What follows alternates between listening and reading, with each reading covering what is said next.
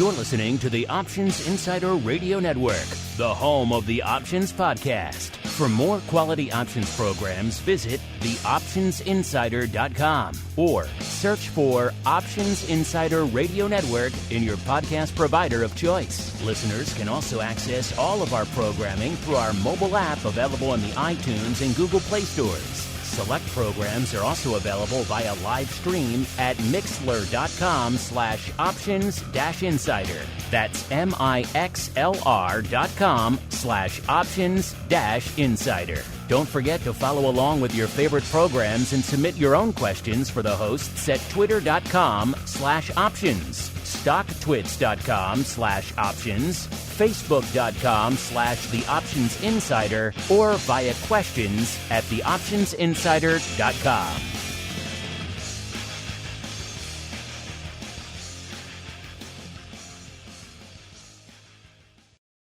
Welcome to the Options Playbook, the program where we break down cutting-edge option strategies and explain how you can incorporate them into your own portfolio. Whether you're looking to grow your capital with some offensive maneuvers or protect your investments with defensive plays, you can find them all in the Options Playbook. The Options Playbook is brought to you by Ally Invest. Anything mentioned today is for educational purposes and is not a recommendation or advice. Options involve risk. Please refer to ally.com/invest/disclosures to review additional risks involved with trading options. Securities offered through Ally Invest Securities LLC, member FINRA and SIPC. Now, let's open the playbook and get started. Welcome to Options Playbook Radio. I'm your host, Brian Overby, Ally Invest Senior Options Analyst and author of the Options Playbook. All right. Well, I'm going to let you know that we are taping Options Playbook Radio right now. It is Wednesday, April 28th. The markets are closed. Apple just announced earnings. So it's worth highlighting that because last week we looked at a back spread with calls in Apple. Their earnings were good, one of their best quarters that they've had over the last couple of years, actually. The consensus estimate earnings per share was 99 cents, and they came in at 140. Net revenues came in at 90 billion approximately, just less, and the estimate was around 77 billion. So to say they had a good quarter is downplaying it just a little bit. We currently see Apple right now is up about the expected move. It closed at 133.58 today, and right now we see that it's up $4.27 at 137.92. That's in the after hours. Now, it's been very volatile, as it usually is in the after hours after earnings. The expected move was about $5.50, and I don't know if you could have expected a better earnings report than they have, and right now we're doing a little less than what the marketplace was implying going into the earnings report. Now, last week, we looked at doing a back spread that was bullish on Apple. We went in and we sold the May 7th expirations. So going out an extra week, not this Friday expiration, going one more week out. And we sold the 129 strike call. That was a very expensive in-the-money option with Apple right around 134.30. And then we used those proceeds to pay for two 135 strike calls at the money option contracts. We did that for a net credit of about 45 cents to the account. So we were looking for basically, we wanted to go more than the expected move. The expected move at that point in time was about $5.50. And we were talking about the fact that volatility has came in on a lot of the FANG stocks and on the marketplace in general. And maybe if they had a good earnings report, we could get more than the expected move to the upside. Or if they didn't, to the downside. We were just looking for more volatility overall. The market went down that 5.5 or more points to the downside. Well, then we could make that net credit. The options could expire worthless if they were below 129. And that would allow us to keep that net credit. That would have to be pretty close to the expiration date for that to happen. And then on the upside, we're long one extra call. So we had substantial upside potential. And the trade is still playing as usual. It is on paper. So nothing is ever meant to be a recommendation here on Options Playbook Radio. But I think that this is a very interesting time to talk about options and option pricing, because on Options Playbook Radio, what we're really looking at is our strategies inside the options playbook that fit a certain scenario. A lot of times we're just flipping a coin to try to decide which direction that we want to go on the underlying stock. Do we think it's going to go up or if it's going to go down? But it's more so about the way the options are priced. So that gets me into today's stock, which is going to be Amazon. Now, Amazon's going to be announcing earnings on the 29th after the close. And I find Amazon to be one of the most interesting underlyings to trade around earnings, because Amazon, as far as I know, for the last couple of years, always announces on a Thursday, which means with weekly option contracts, they have options that will live for one day after the announcement. So Amazon announces on the close on Thursday. You have these very expensive option contracts that have to expire by the end of that day's trading. So to start with, if we look at what the expected move is on Amazon, at this point in time, the expected move is around $150 approximately. It's the short-term expiration, which would be this Friday, is trading. The call is trading around, well, it's not quite at the money. The call is right around 78 on the ask, and the put's right around 75. We'll call it 150. So you're looking for a 150-point move. So, for example, Apple was about a 5.5-point move on a $134 stock. Here we have a $3,455 stock, and you're looking at about a 150-point move as the expected move on Amazon. What does that mean? If I'm going to set up a back spread, I'm probably going to have to sell 150-point wide credit spread to be able to buy two at-the-money option contracts. So that makes it really not feasible. You don't even consider it, and then you would need it to move more than the expected move for the trade to really be profitable.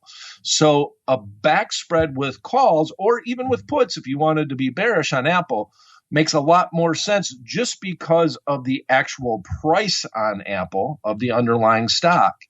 So that's why we chose that strategy with Apple.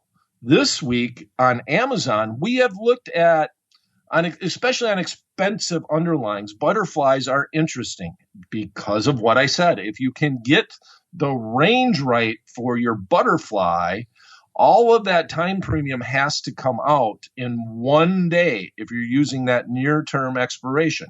So butterflies are always interesting. And we've looked at a lot of skip strike butterflies way out of the money, or more than the expected move usually on Amazon, on Google, who happened to announce yesterday, and the stock was up today about $100 actually. And when we look at those type of trades, you're just trying to find a range that you think that they can land in, and butterflies are really cheap because there's so much premium in the option contracts generated not only by the stock price but also by the volatility. So today I'm going to change it up a little bit. I get accused of talking about butterflies too much here on Options Playbook Radio. So what I would look, a lot of times if I'm looking at an underlying that I think might go up. Let's see if the theme keeps going. Google was good. So far, it looks like Apple is good. We'll see where they're at the market close. At the end of the podcast, I'll give you one last quote. Right now, it's 137.64, but we'll see where we end up. And obviously, the after-hour session is definitely not a firm quote relative to the actual opening of the stock in the real trading session. Okay, so what are we going to do? We are going to look at a long call spread, and we're going to completely manage our risks by the strikes that we are using. 100% speculative. You can decide on your paper trade if you wanted to do this with puts or if you wanted to do this with calls. The expected move is 150 points, so I really don't think the underlying stock is going to move very much. So we're going to deal with the at-the-money option contracts, and we're just looking for a 5-point move. And we're going to pay $1.25 for a 5-point wide trade on the upside. And if you wanted to do it on the downside, I'll throw out the put long spread also if you would like to go that route with the bear side on Amazon. Okay, so with that said, let's get into the call side. Right now, we have, as I mentioned, we are taping Options Playbook Radio. It is April 28th. The markets are closed. Amazon closed today at $3,458.50, up $41.07. We're going to look at the April 30th expiration. That means you have, ideally you would put this, the markets are closed right now, so you'd have to put it on tomorrow. And I would put it on fairly close to the close tomorrow because you're really just doing an earnings play here. Overall, you're just hoping that they'll have good earnings if you use calls, bad earnings if you use puts, and i.e. sometimes you can have good earnings and the market can still go down overall. So it's all about pure 100% speculation on this trade. With that underlying stock trading at that, we're going to actually buy the 3,460 strike call, and we're going to sell the 3,465 strike call. Right now, the midpoint of that trade is $1.25. That means our maximum risk on this trade is $125.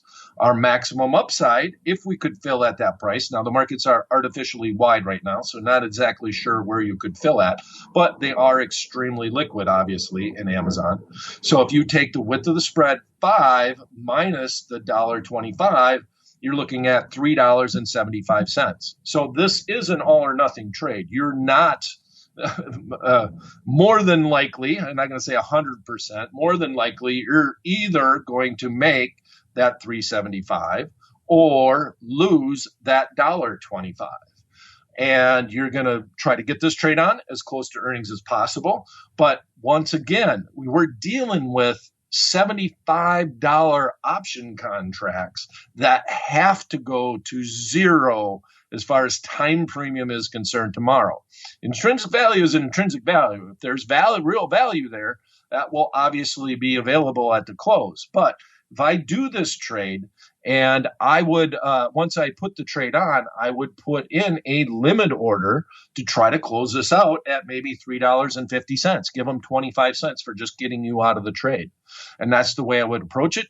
If I am wrong in my forecast, oh well, I lost my $1.25 or $125 plus commission for every 1-by-1 long call spread that I put on. Now, you want to do it on the put side?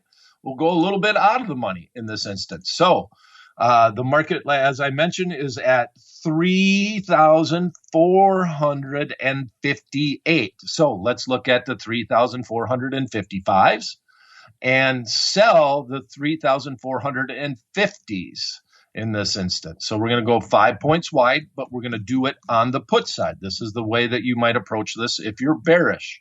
Now, you can increase your risk and go 10 points wide if you want, but I always want to, if I'm doing a pure speculative bet, I want to make sure that it is being done for a reasonable amount of change overall. And in that, if I put this trade on, I want to be able to lose whatever I paid for it. And I'm going to this 100% speculation in this instance, and I'm going to lose whatever I can pay for that trade. So I'm actually going to move down to the 3,450. You know, if you're anywhere within that range, really, because we're not really expecting Amazon to move 4, 5, 10 points. We really do think that it's going to move at least 50 points in one direction. So you can almost pick any range that might be possible that you can get done within that that, let's say 20-point range of where that underlying stock is at. So if I just switched it up, we're at the 3,450, selling the 3,445. And the reason why we got to do this is there's a little bit of a skew to the downside. So I'm going to go a little bit further out of the money. I get a quote on this in the Ally Invest option chains, and we see that that's trading for $1.95. So if I want to go on the put side, because of the way that the options are skewed a little bit to the put side, we're going to be paying $1.95 if we can fill at the midpoint for a 5-point wide trade. So we have $1.95 of risk on the put side, and we have $3.05 worth of upside. So if I could do that, I would maybe put in, as soon as I executed that trade, I would turn around and I would put in an order for the close, because you only have 1 day for these option contracts to trade, to try to get out approximately 20 cents to 25 cents below where the maximum is at if I'm doing this trade. So the maximum is 305. So maybe I would look at $2.85 or $2.90. I would just have a working order in there just in case it gets filled. And I would want that order to be live right after I executed my trade. All right. Well, we're going to obviously know how this trade plays out, just like we did with the Apple trade today. And as promised, I would give you a quote. Right now, the markets are closed in the after-hour session. It's up $4.25. Still not even the expected move at 137.84. Trade is playing out fine as far as the trade that we did last week. We would have been a little bit tighter on this because ideally you would have placed it today overall. But we'll see what Apple does tomorrow morning. And then when we come back next week, we will also check out how Amazon did with 1 day's worth of life in the nearest term option contracts. That's it for this episode of Options Playbook Radio. If you have a topic you'd like us to discuss on the show or a question you'd like us to answer on the program, you can email them directly to me at theoptionsguy@invest.ally.com. You can follow me on Twitter. Handle is @BrianOverby. Thanks for listening. We'll be back at the same time, same place next week. Until then, may all the options you bought finish in the money and all the ones you sold finish out.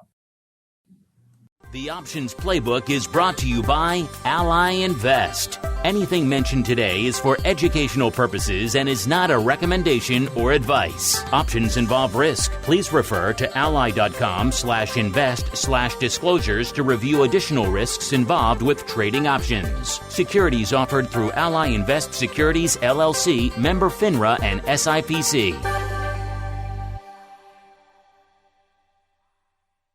You're listening to the Options Insider Radio Network, the home of the Options Podcast. For more quality options programs, visit theoptionsinsider.com or search for Options Insider Radio Network in your podcast provider of choice. Listeners can also access all of our programming through our mobile app available in the iTunes and Google Play stores. Select programs are also available via live stream at mixlr.com/options-insider. That's mixlr.com/options-insider. Don't forget to follow along with your favorite programs and submit your own questions for the hosts at twitter.com/options, stocktwits.com/options, facebook.com/theoptionsinsider, or via questions at theoptionsinsider.com.